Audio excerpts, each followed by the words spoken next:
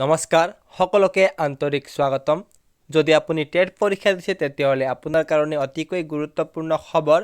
যদি আপুনি সাৱধানতা অৱলম্বন নকৰে তেতিয়াহ'লে আপোনাৰ বহুতো ডাঙৰ ক্ষতি হ'ব পাৰে, কাৰণ বিভিন্ন ধৰণৰ ছ'চিয়েল মিডিয়াৰ যোগেদি বহুতো দুষ্ট চক্ৰই এই অভিযান চলাই আছে যে আপোনাৰ যদি টেটত নাম্বাৰ কম আহিব বা আপোনাৰ টেটৰ ৰিজাল্টটো বেয়া হ'ব তেতিয়াহ'লে আপোনাৰ ৰিজাল্টটো ভাল কৰাই দিব, কিন্তু তাৰ বাবদ আপুনি কিছু টকা পে' কৰিব লাগিব।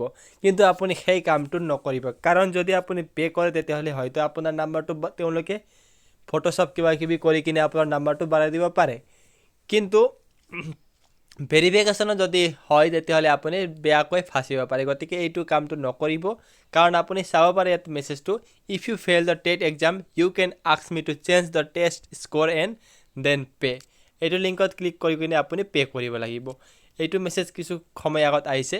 ইয়াৰ আগতে বহুতো বিভিন্ন ধৰণৰ নাম্বাৰ সলনি কৰি ফালে তেওঁলোকে মেছেজ কৰি আছে যে আপুনি যদি টেটত বেয়া ৰিজাল্ট কৰে তেতিয়াহ'লে তেওঁলোকে যদি আপুনি পে' কৰে তেতিয়াহ'লে আপোনাৰ ৰিজাল্টটো ভাল কৰাই দিব।